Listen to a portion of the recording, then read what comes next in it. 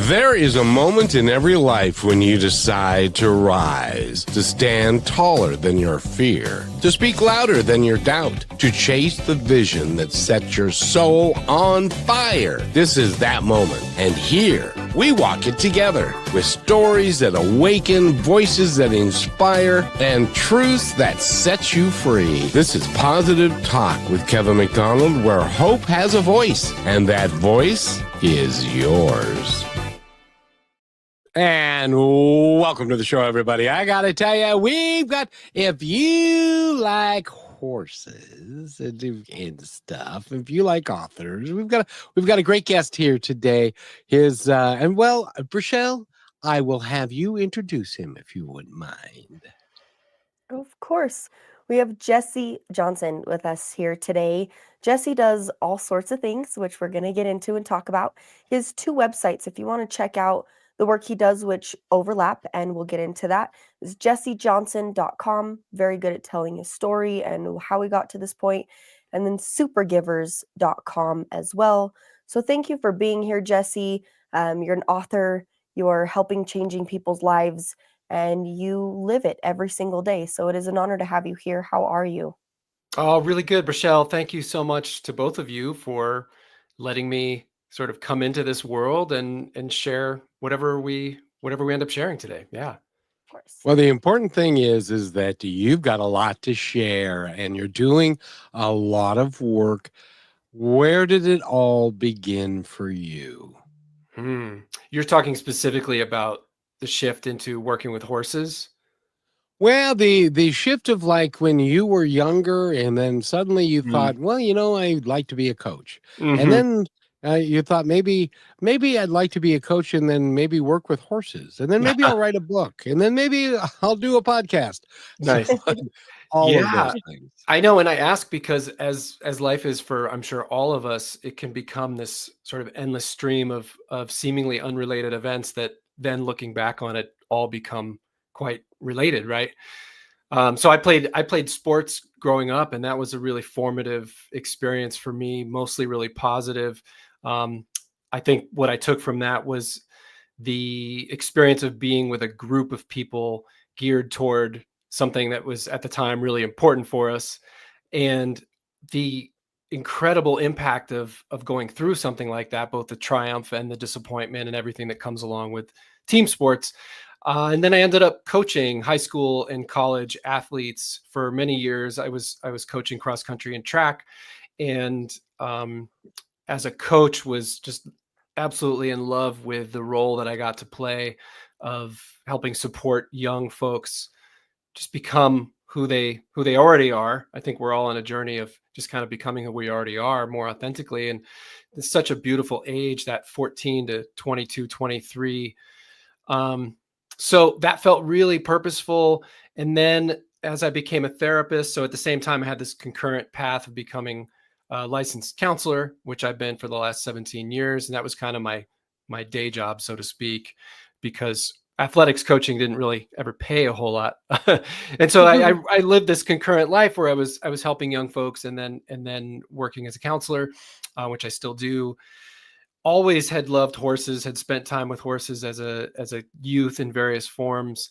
And then one day, one of my coaching clients came to me and said, have you seen this work by the specific equine facilitator? And it just kind of immediately brought me into some of those memories. And I said, I've always really wanted to work with horses. And I just hadn't been introduced to the notion of partnering with horses for the sake of human growth and development. So that started about a 5-year period where I really dove into some learning and mentorship. I became equine-partnered certified, which is the work of Linda Kahanoff down in Southern Arizona. She's an author and really amazing leader. And yeah, worked with a ton of folks and got to know the horses in a new way that I didn't necessarily expect. And I can talk more about that, but that's sort of the summary of the origin. When I was listening to the video on one of your websites, and go to both of them, and you'll find some really cool stuff. And what I was hearing from the people that have been involved in the I'll call it the horse program rather than the equine, we'll just call it the horse program, It's fine. and and It and works. and they were saying things along the lines of, first of all, you're a tremendous facilitator, which is not an easy thing to do. Congratulations for that. Number two, I can't believe that you're old enough to have done anything for 17 years, except maybe be boring. I'll I'll take it. It's all the red light therapy. Yeah, I don't know. I honestly, I'm 48 and I feel like I'm more in a beginner's mind space than when I was brazen enough to be 23 and thought I, knew a lot more. And I Oh, think that, everybody thinks they know yeah, everything at totally. 23. It's indicative, right? Youth is wasted on the young, and that never feels more true than now having an 11-year-old myself. And so I feel like the reason why I keep answering some of your compliments and your questions with I don't know is I'm really in this place of uncertainty. Your intro talks about guests who have experiences of sort of like awakening and coming into purpose, and I think that's part of the highlight of your show is inspiring people with stories from that place. And I've had lots of little moments in my life to that effect, and I think I might be in one of them right now, which is part of why I reached out to you. And maybe it's sort of a perpetual process for some folks, but I feel like now I don't know if I'm a good facilitator. I don't think I care as much about being good as I care about being with people and with sort of, Brachelle, you said this before we went on, just caring about all life. And so when I started doing the horse work, it was really out of a pretty conventional coaching paradigm, which I'm sure a lot of your guests and audience can relate to. It was very transactional. It was thousands of dollars with you know, with promised experiential work. And I was working with, teams from Nike and individual, and I do these bespoke group processes that are informed by all the great experiential group facilitation stuff I've learned across the way. And every time I do one, I feel like I know less and less. And to be honest with you, it's pretty liberating. I don't know if you can relate to that. Yeah, you're shaking your head. Yeah, I get it because it's in those moments. I think it's kind of crazy, but this might make sense to you. Is we hit a moment where our ego tops, but then we realize how low it is. In the sense of what we know, in the sense of a foundation, in the sense of understanding.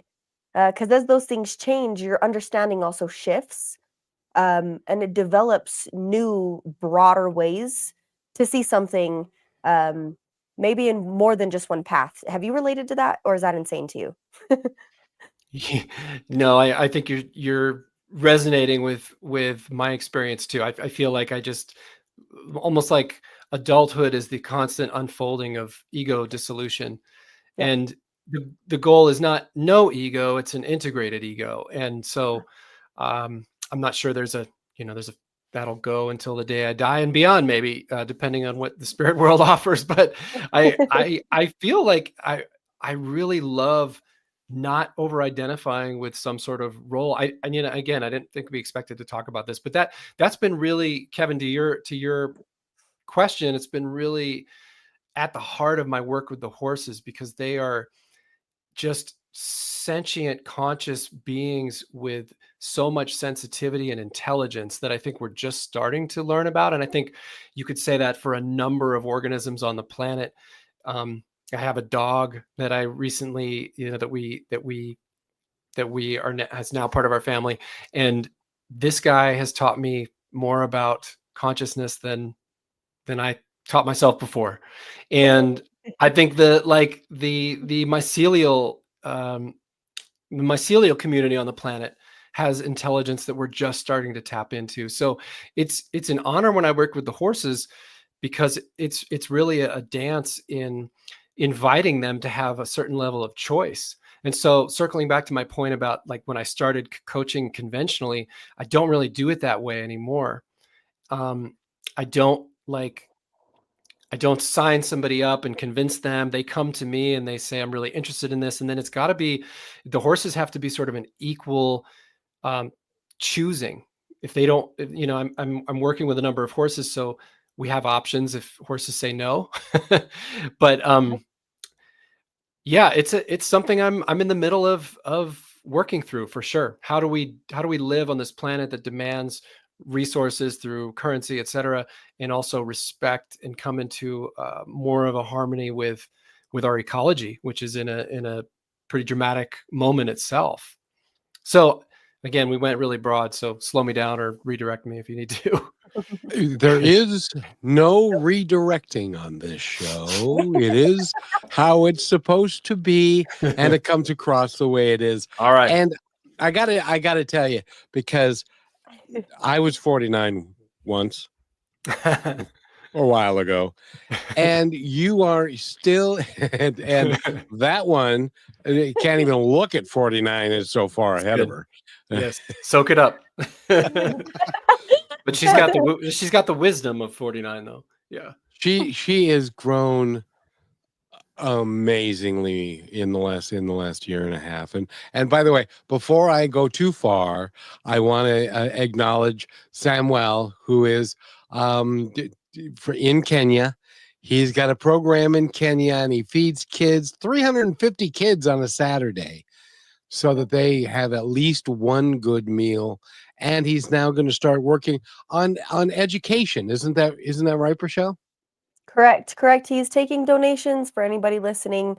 If you want to have a purpose greater than maybe yourself that can also build, finding who you are and giving back to the community, they only ask $25 a month, and you are literally changing people's lives. So I highly recommend you to do that. And thank you, Samuel, and your community. We love you and we support you. And thank you for being here with Jesse. I think this is perfect timing to really just come down to harmony and what exactly life is about and who we choose to believe we are. Right, Jesse? Nice. I agree. And well done. I love the leading. Let's just go right here. You're born journalist, Rochelle. Way to go, Samuel. And what that brings up for me is, thank you, Samuel sort of redirected me into where I wanted to go with this. One of the things that I think is really important is shifting our collective psychology around economics. And I think I don't know an answer. It's above my pay grade. But I know that there's something energetically that didn't feel right for me about the normal sort of transactional way in which the coaching was happening for me. And that's not to say other folks doing it, I'm not criticizing them at all. I'm really curious about what can happen. And the reason why my business was called Super Givers is I'm really curious about what can happen when we access a really heartfelt place of generosity and give from that place. Mhm. Like Samuel's doing, like if you're choosing to donate to that mission right now, you're not expecting something in return. That's not a transaction. Um, that is something that's coming as a gift of generosity. So if you're doing that right now, you might even tune in to your own nervous system, your own heart, and see how that feels, because it's very different than, well, I'm doing this because money essentially takes the place of something that might have been a personal trade between neighbors a couple hundred years ago. Now we can send money across the globe, and that sort of bridges the gap of what would have been a personal exchange. Right. And so your point about harmony, Rochelle, I think you can actually enact that with folks like Samuel right now. And I'm interested in pursuing that kind of work. My Substack, for instance, you can support me on that, but the content will be the same for free subscribers and paid subscribers. And that is, I give that credit to Charles Eisenstein, who's one of my favorite authors and modern day philosophers. And he talks a lot about gift economy and practices that as well. And I think when people can give, it's a different sort of energy than when they feel obligated. I don't know if you two have thoughts about that, but that Samuel Yeah. brings that up. So awesome that that's part of the show. Yeah. When you are in a place where you can afford to give and it makes you feel good for what you're doing for another human being, That is one of the highest things, one of the highest feelings that you can have, in my opinion, is Mm, that you're being kind, you're being helpful, you're being compassionate to another human being. Then they may not have had anybody else do that for them in days, weeks, or months. And it can have a long-term impact on somebody. It really can. totally. Yeah. Sounds like you've got experience with this. I drove a bus for 12 years. Yeah. I talked to people who didn't have money for bus fare, Mm, and they didn't have $2, and they hadn't eaten in a day or two. And they were, when you smile at somebody like that and you say, "Hey, how are you?" You now elevate them to an equal to you. It changes who they are, and it can really impact their day in a really positive way. And you could, and by the way, I don't know if you know this, Jesse, but kindness doesn't cost anything. I It's not like you have to put money in the bank account because I'm going to be kind today, so it's going to cost me $50. Here you go. You can do it for the yeah. drop of a hat. I love that you mentioned the smiling, something I've been working on in the morning. I'm usually out on the trails with my dog or myself, and occasionally we'll pass somebody. And I'm 6'2", 185 pounds. I have tattoos all over the place. I can understand that sometimes, especially a 55-year-old woman alone in the woods might not feel super excited to say hello. And I've been noticing that when I smile and say good morning, there's just such a different response from people than if I just say good morning very flatly, which I always try to say something. But we're mirroring, and it's almost like humanity is just waiting to be invited into some sort of compassionate connection. So I can picture you and your personality being a really welcoming source on a bus ride. That's my job was to say hello to everybody that got on the bus, and in a positive way. Now, whether they were, and here's the key, Jesse, and we need to take a break, and Rochelle will be right back. Her internet cut out, I think, but the key for me was, it, I did it because I wanted to. It didn't matter to me what the response I got from them was. If Right. it was no response, that's fine. 20% of the people responded, 80% didn't. And that was okay with me because it wasn't about them. It was all about me. It Yeah. was about how I wanted to conduct my life. And when we come back, we're going to talk more about that with you because I know you're working to do the exact same thing, which is why it is so cool that you're here on Positive Talk. We'll be right back after this. This is just 40 seconds, so stay with us, everybody. Here's another point to ponder by Positive Talk Radio. One man lost everything he thought to find him: his job, his marriage, even his confidence. At rock bottom, he realized the one thing no one could ever take was his will to rise again. Sometimes life has to break us open so we can discover the strength we never knew was inside. Remember, your lowest point is not the end. It can become the very foundation of your greatest comeback. And you are listening to Positive Talk Radio, where stories of hope come alive.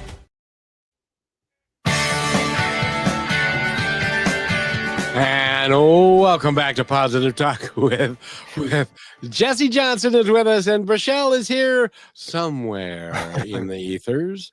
And my name is Kevin McDonald, and there she is. There we go. We needed our wisdom back. We did indeed. We did indeed. And Jesse, I got to tell you, she's been with me about a year and a half, and one of the things that I told her from the very beginning, she said, "What do I ask?" I said, "Don't worry about it. It'll come to you." And you know what's happened? It now just comes to her. So, Rochelle, has anything come to you? No, I've got a million things running through my mind, Jesse, because I think it's crazy how one of the things Kevin taught me is things happen to you or for you, not to you.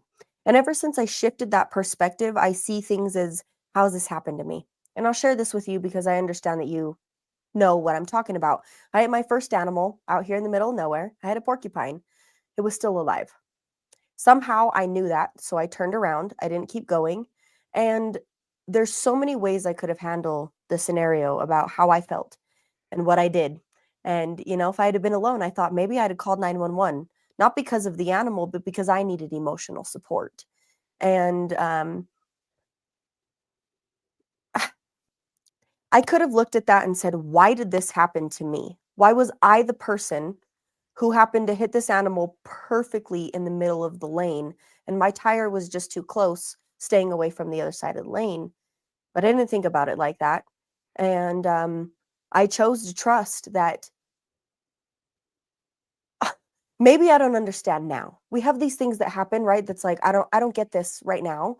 And then like maybe the next day, maybe a few weeks, maybe years later, you're like, oh my gosh, I understand that. But without going through these things, we can't really see the full view of it. Kevin reminds me all the time that we're not supposed to understand these things. We're not supposed to know. We're here to go through the journey to figure that out. And that's why it's unique to every single person in the universe. But we get to decide exactly how we move on with that, how we feel about it, how we see it. There's many ways I could have took that compared to so many people. But I didn't necessarily hold on to it. And I didn't also take guilt. This is something I wanted to bring up with you. We choose to blame ourselves for so many things we don't have control over. Has there been a shift with you in realizing that maybe there's some things that it was easier to forgive when you realized that you didn't have control of that situation, so it wasn't necessarily something you needed to take blame for, or choose to put the blame on something else or someone? Well, there's a lot in that, and Yeah. thanks for sharing about. I hope the Sorry, I went on a porcupine little is rabbit okay. hole. I do that. You burrowed into a little porcupine den there. Yeah. I think what you're, I think at the heart of what I hear you saying is there's a choice that we have in how we make meaning of things that happen. And we don't have much choice about what happens around us or for us or to us or however you relate to that. We do have a choice about how we make meaning of it. And I've had probably a ton of both of what you're saying. Mostly, I think for my position in the world, I've grown up with a ton of, I would say, unearned advantage. And I've very blessed to have the opportunities in my life. So I think it's important to acknowledge that. So I think most of my work as an individual, like you said, everybody might be walking a slightly different version of this.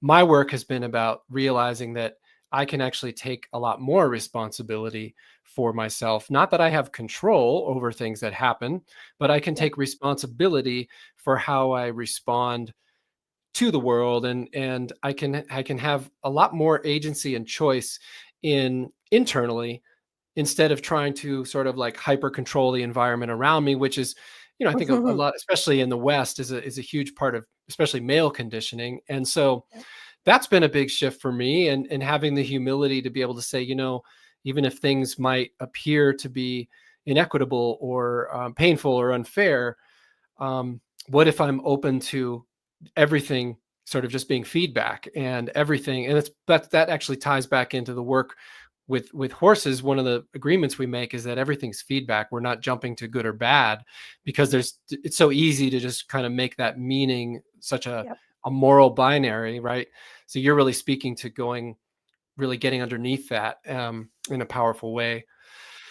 So my focus is, can I be responsible for my emotions? Can I be responsible for my beliefs and my behaviors? And gosh, I screw up all the time, and I think No. Tell me about it.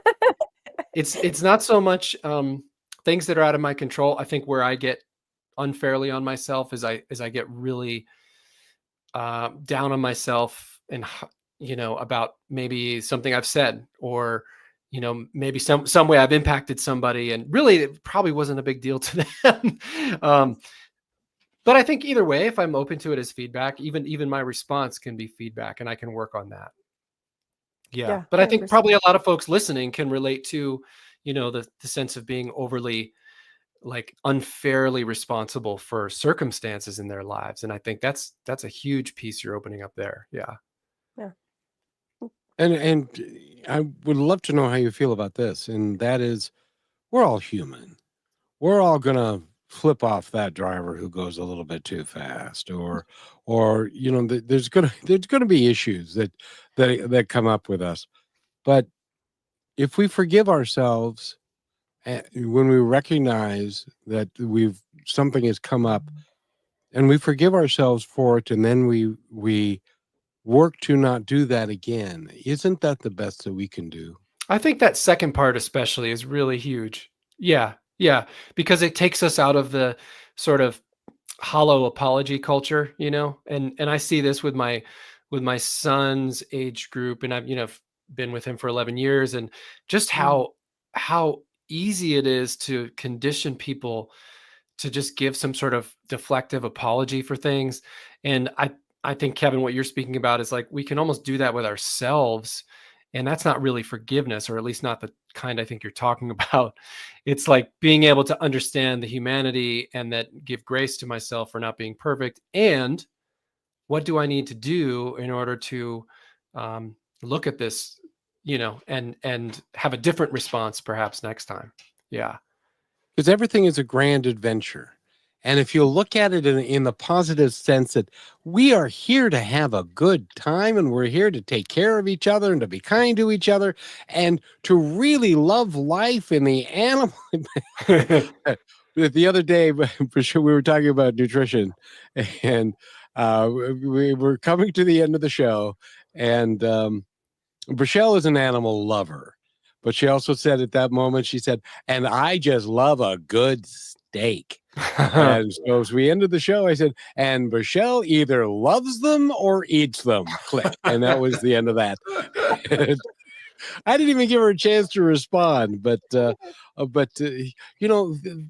we are the most magnificent creatures on the planet next to a horse. I think horses are smarter than we are.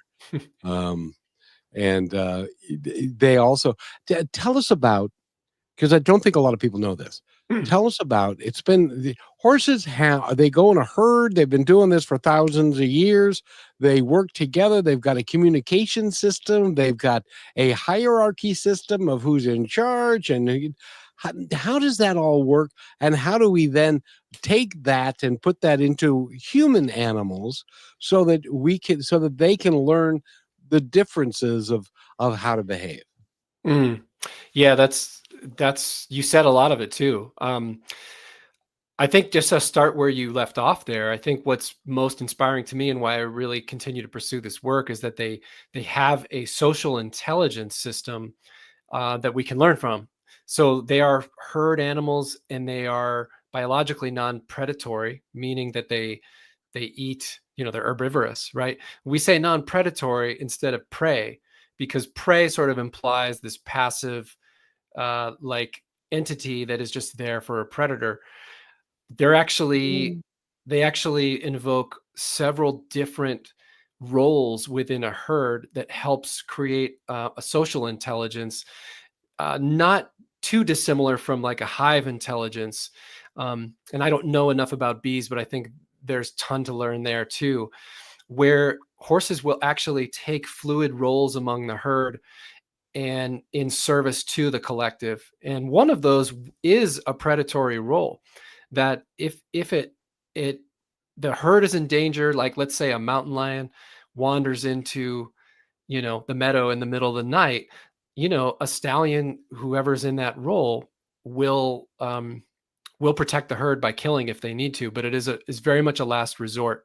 And I think one of the things that, this could be a whole show in itself, so I'll just give you this little bit here and you can take it where you want. Mhm. I think one of the things that I've learned that was really liberating in the equine world was to really appreciate the role of the predator in the ecosystem, and how the human adoption, when we sort of like designate humans as acting as predators or predatorily, is because we have taken the natural balancing role of the predator in a biological ecosystem, and we have, put it into capitalism.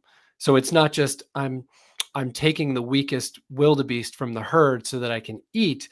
It's I'm going to take the whole herd so I can, hoard bones, right? To put it in a sort of financial. And so I really, in studying the non-predatory power of horses, I really gained an incredible appreciation for especially apex predators. And there are actually people who do similar type of human development work with packs of wolves, for instance, because there's an amazing intelligence. And so I think predators have sort of gotten this bad rap that like they're bad, and the poor helpless prey animals are good. And it's actually, like, to me, not the case at all. They're all part of this living brutality that is really hard to witness, right? As a human being that has a sensitive, tender heart, it's really hard to watch a alligator pull a baby wildebeest into the water. Like that's brutal. But it's not personal, and it's not out of balance, and it's not selfish. And I think these are the labels that we've adopted as humans. So let me just finish that, Kevin. So to bring it back to your point about about just so I get to what you were saying.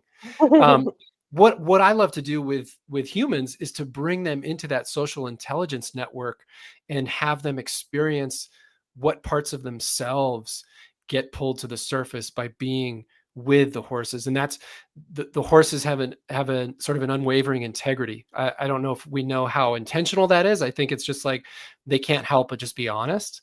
And so if you learn to communicate with them, they will tell you about yourself. And they become an incredible mirror for human integrity or human congruence, which is why people sort of love to be around them, and also I'll sometimes get squeamish around them because you're gonna see yourself, and they're big, powerful animals. So that's part of the how and a little bit more. Sorry, Kev, go ahead. No, I was just going to add to that in the animal world, everything is done by necessity, right. And they take the animals that are weaker, and they keep the herd strong. That's right. And that the one characteristic that is different, and we need to take a break here, and I'd love your opinion on the other side. The one characteristic that humans have that is different, in the animal kingdom, they do not kill because of hate or division or fear. They kill for the survival of themselves and their family. And I think all the animals recognize that, and stuff. And the human animal is the only one that can operate out of hate. Well said. And I would really love for that to end, because it is not serving us well. So we need to take our halftime break. Brachelle is with us. Jesse Johnson is with us. You're remarkable, by the way. And even if you don't think you is. So there. And so we will be right back after this message, and stay with us. And Brachelle, you want to take us out? Yes, I'd love to. Thank you for being here with us. As Kevin said, stick with us. We're going to touch on some really, really important things with myself and Jesse Johnson. While we are taking this break, please go visit one of his two websites, if not both. He's got jessejohnson.com and supergivers.com if you're a little more curious onto following along this conversation about the horses. So we'll be right back. Stay with us. And I would love for you to listen to this and watch this. And it's all about leadership. We'll be right back. You're listening to Brushwood Media Network, the best in syndicated talk, news, and entertainment shows. Here are some points to ponder from Positive Talk Radio. Some say leadership is about getting the work done, about pushing forward, no matter the cost. But what's the cost of a team with no purpose? What if a single act of support, a single moment of genuine grit could change everything? What if leadership was a catalyst? Because true leadership isn't about being in control. It's about empowering others to find their purpose. It's about leading with passion and igniting the fire in everyone around you, creating a culture of teamwork and common purpose. A true leader finds this culture by enthusiastic purpose and team development, making each team member feel empowered to create, improve, and execute their tasks with genuine passion and a strong belief in the company's mission and focus. In other words, lead with purpose. And welcome back to Positive Talk with Brachelle. That's her right there. And my name is Kevin McDonald. And Jesse Johnson is with us. Jesse, what did you think of my take on leadership? Oh, I mean, I think it dovetails really well into the talk of predatory and non-predatory power. Yeah, purpose and integrity. I'm imagining heart's in there somewhere for you. Yep. Yeah. Well, and I was a manager for a long time, and I honestly believe that I was only as good as my weakest link. Mm. And like in the sales department, the guy who was struggling the most, I spent the most time with, because if I improved his skills, then the whole team would be better, and we would rise to the level of everybody. And or when I was in the restaurant business, and I firmly believe that a leader is only a leader if he's got people willing to follow him because of who he is and how he acts. Does that make sense to you? Sure. Or she, right? Or she? Well, Mhm. maybe not so she. I'm just kidding. Rochelle, how are you?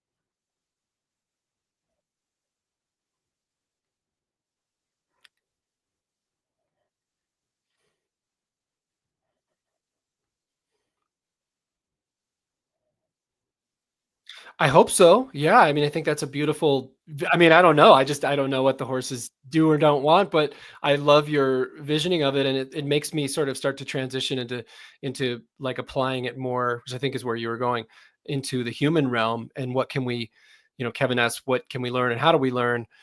Gosh, your point about killing out of hate, out of greed, out of fear, out of all these sort of human constructs that have generated so much violence in the world. And I wonder if part of the learning in humanity is to sort of integrate our predatory power because it's kind of out of control. A lot, and I think the horses are incredible at helping to access the non-predatory power, which is more or less just dormant. Like we don't really know power without conquest, and the horses represent an opportunity for sort of a post-conquest, to use one of Linda's terms, a post-conquest reality. I mean, we don't even know what humanity looks like when it's not organized around domination of another part of itself. And it's incredible. I listen to a lot of folks who are much smarter than I am, who talk about the anthropological development of humanity across time. And you know it's often spoken about in the world that war is in our nature, and we're just it's very dismissive, right, where we're just violent beings. Well, that may not have been true a long time ago. And actually, as I do more research for my book, if I can get a little shameless plug in there, I'm researching ancient cultures of humans who may have been organized not around exponential growth or material acquisition or dominance, but they would have been wiped out because it only takes one warring tribe to wipe out, 20 peaceful tribes if they're not going to band together and fight back, right? And so I don't think this is a big piece for me, especially something I explored in my book. By the way, just a really quick thing. I probably made this mistake, Rochelle, in the intake.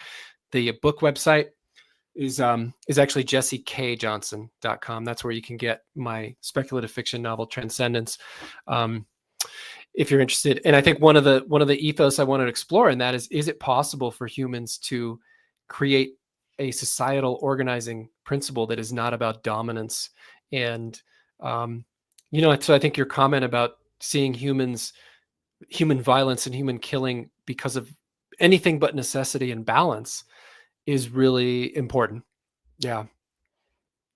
Oh, I agree, and I have proof, Jesse, that the human animal can work together in common purpose and peace. And that happens every Sunday, like this Sunday at 1 o'clock.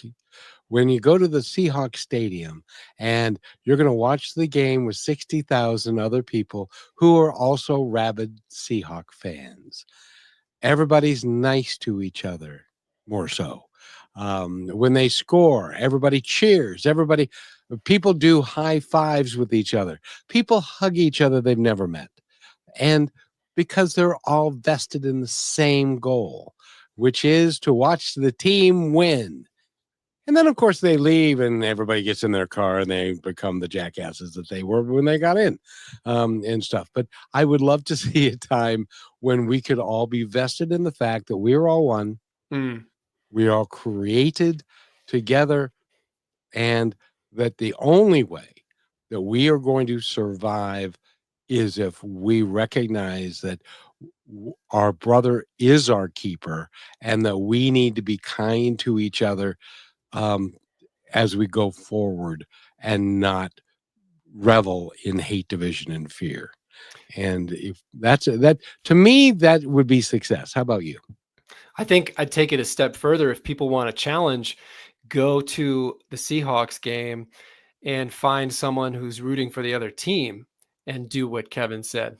Because I think that's where we're stuck is if we are in a war, whether that is a difference of political opinion or, or rooting for different sports teams, this is all coming and stemming from a similar conditioning in ourselves. So see if you can go, shake the hand of somebody who's on the opposing sideline of your kid's youth soccer game or the Seahawks game, or find a place in life and maybe choose. I like to try to choose something that's not super high stakes, which is why I mentioned the Seahawks, because hopefully that's not as high stakes as an actual warring tribes 10,000 years ago. But to be able to say, gosh, I'm really upset that my team lost, but your team played a heck of a game. Congratulations. And it might seem kind of silly in the context, but I think if we start living from that place more with each other, we can start to access different experiences. That's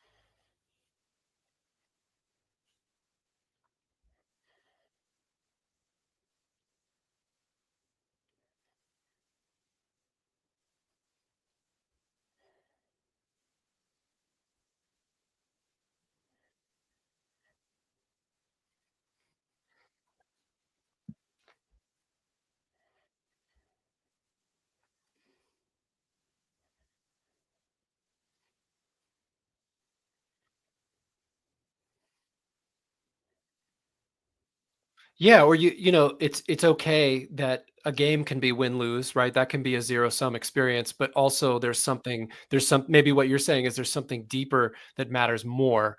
And so it doesn't have to be either or. Maybe it's like, God, I really want to win, and competition is part of our world. Like the alligator does every once in a while kill a baby wildebeest, and that's a reality. So how I think sports are an amazing opportunity when guided by mature adults to help kids, as you're saying, really receive a depth of conditioning. And it can go, obviously, we all know it can go a number of different ways, but the way you're describing would be amazing, just to be able to say the win loss is one layer, right? Sucks to lose.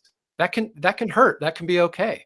And can you lose and also see the deeper mission? Like when Kevin speaks about we're all here for one mission. Can we make the mission deeper than the outcome of a game? And I mean that in a sense of sports, but also to recognize where we are in a conquest dynamic. It happens all the time on micro levels with neighbors, with people you interact with in your community. And can we take ourselves, as this is the responsibility piece for me, to be able to say, I can try to come at this from a different angle. Maybe what would it be like for me to try to find that deeper frequency to get to, or and it's not easy. And I'm saying this not at all as an expert or saying that I'm good at it. I think it's a striving, it's a practice. And coming back to Kevin's piece about forgiveness, we're going to make a ton of mistakes. And I think if we can err on the side of connection and coming back to each other and saying, okay, we can handle a little bit of discomfort, we can handle a little pain.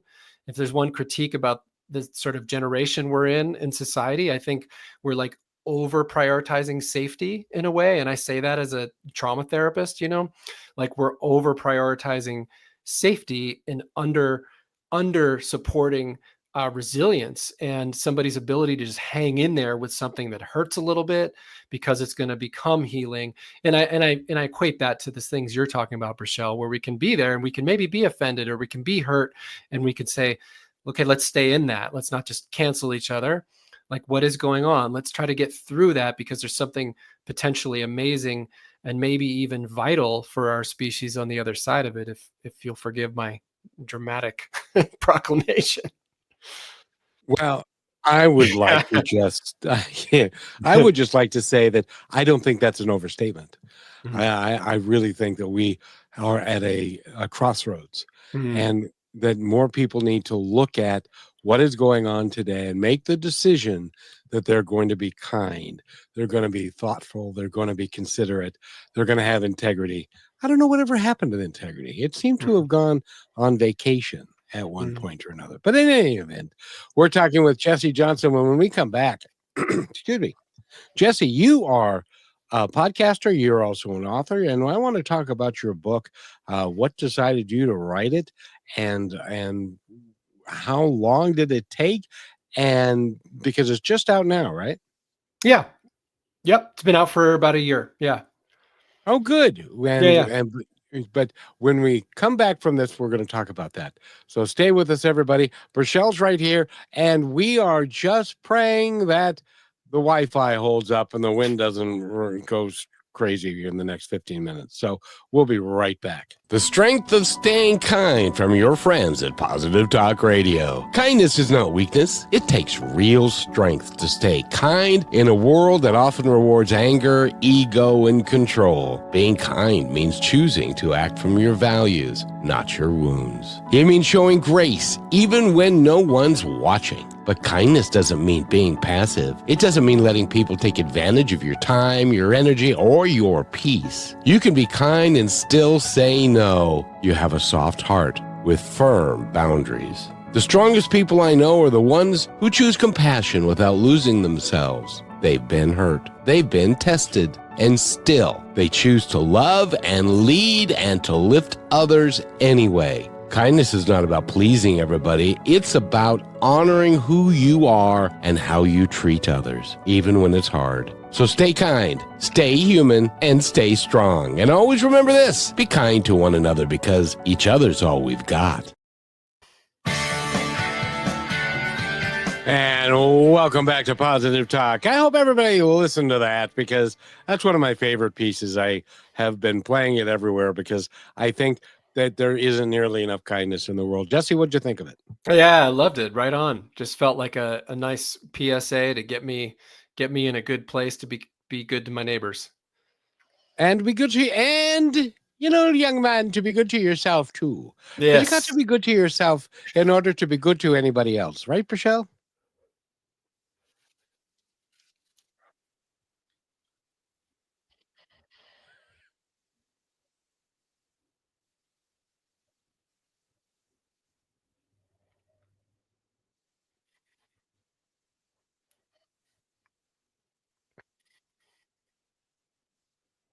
I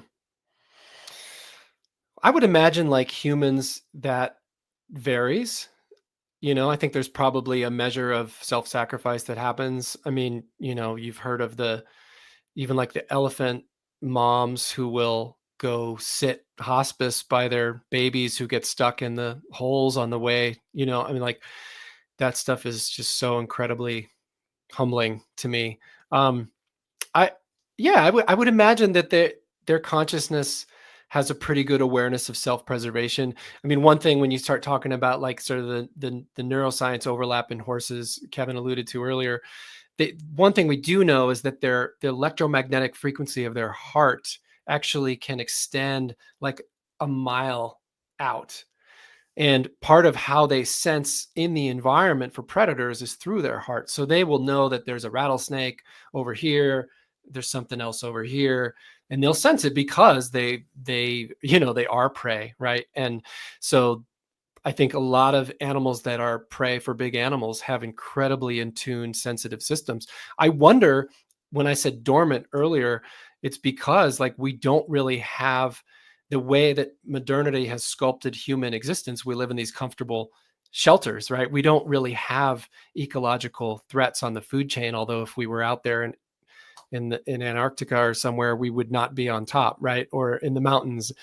But we're not physiologically on top, but we have created a way that we are on top of the system. So I think we have dulled a lot of our natural sensitivity to similar type self-preservation, relationship discernment, like you're talking about. Can I take care of myself in order to take care of you? I think these are all really important things to reawaken for ourselves. Yeah. Mhm.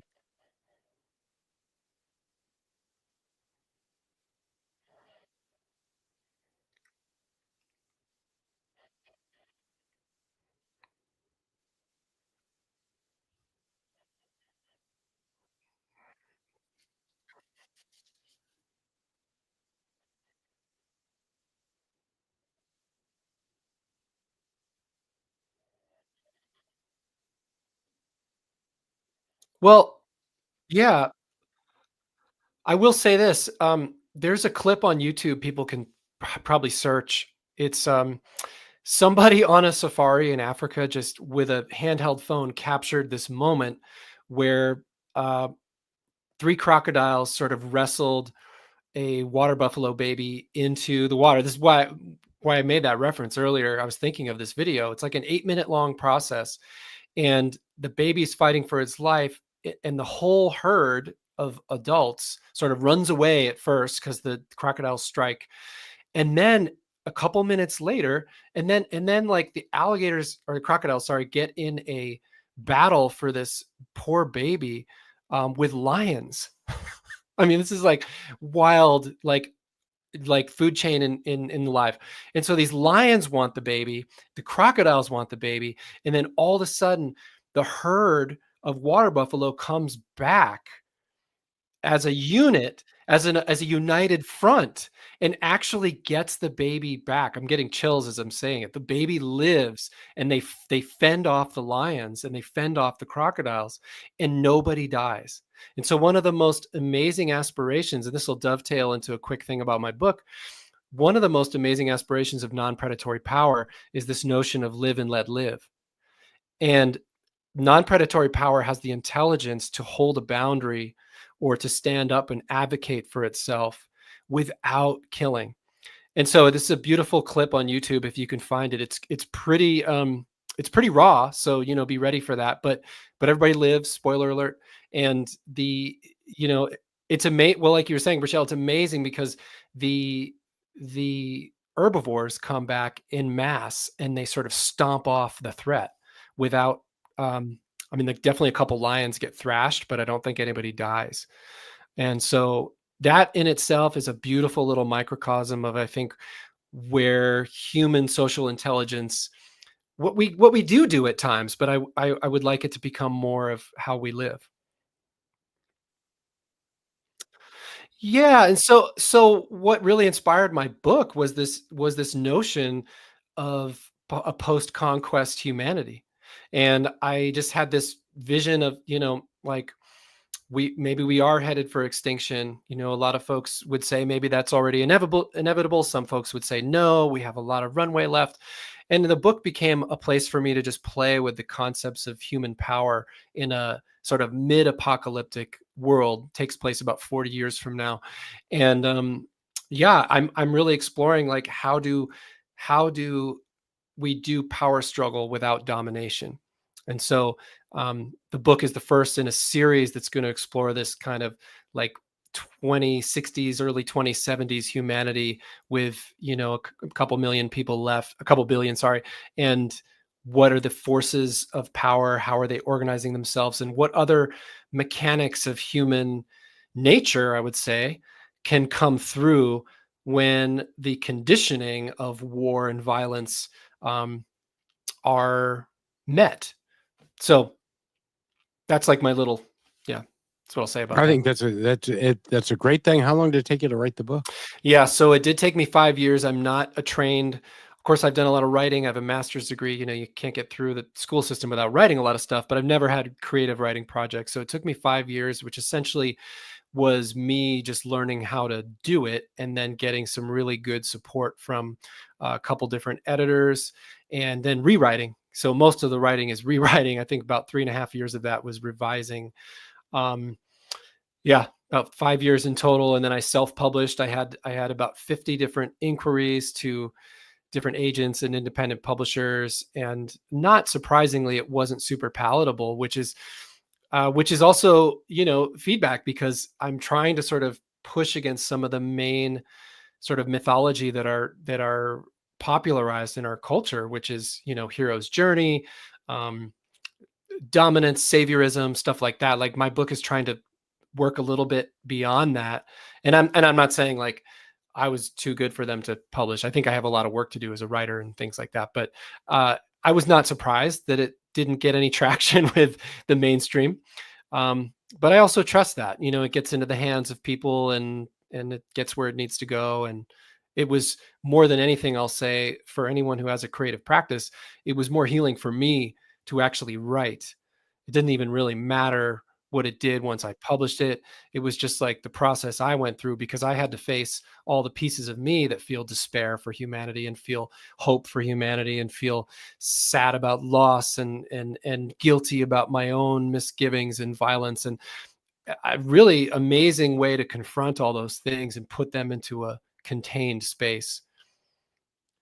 It's remarkable. And the name of the book again is Transcendents, ENTS. So a little play on a term like descendants. And again, I said I said the website wrong. It's jessekjohnson.com, and there's a pretty affordable ebook version, and then there's a paperback. And I'm going to work on actually producing my own audio version this fall. Yeah, while I write the second Jesse. book. Yeah. Absolutely. And then when you get the second book out, even when you get the audio book out, I'd love to have you back. And because we haven't nearly touched on everything that you can do and how dedicated you are to making the world a better place for everybody. And Mm. thank you for doing that work. Thank you, Kevin, and thanks for seeing that. I will take that in, and also just thank you both for your flexibility and creative spirit, and for doing the show. And I hope that more folks like Samuel and all the other people out there who are not seen as well are doing incredible work that deserves a lot of highlighting. You're serving to help that work be seen. So thanks for your work as well. We enjoy doing this. This is part of um, our dedication, and Rochelle added so much. Isn't she pretty cool? She asks great questions too. Yeah, I mean, you both have a nice back and forth, and you're just easy to be with humans rather than feeling like got to fit into some sort of um, cage or some little path that you want me to walk down. Yeah. You have to walk your own path, and as you continue to go, you're going to continue to walk down your path, and you're going to learn from all the experiences that you have, and you're going to become better and better and better, even though you're really good at what you do now. What do you think about that? I think I walked into that one, but thank you. I will, I will take it, Kevin. I appreciate your belief in me, and I'll work on my own belief. Yeah.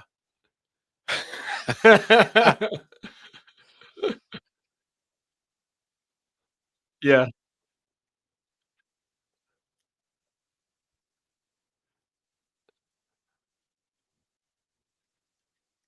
Mhm.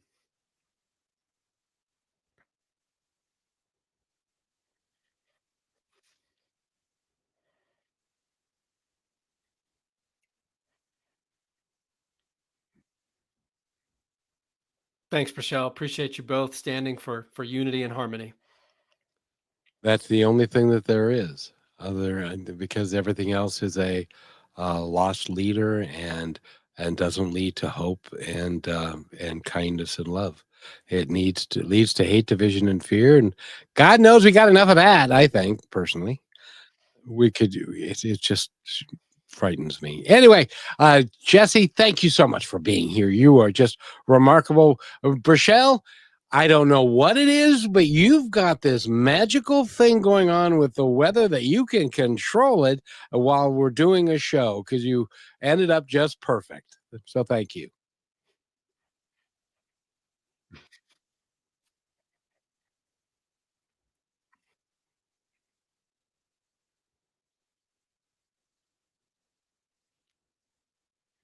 Thank you for being part of Positive Talk with Kevin McDonald, where stories inspire and voices remind us of what truly matters. May today's conversation give you hope, courage, and a reason to keep moving forward. And just remember, till next time, be kind to one another, because each other's all we've got.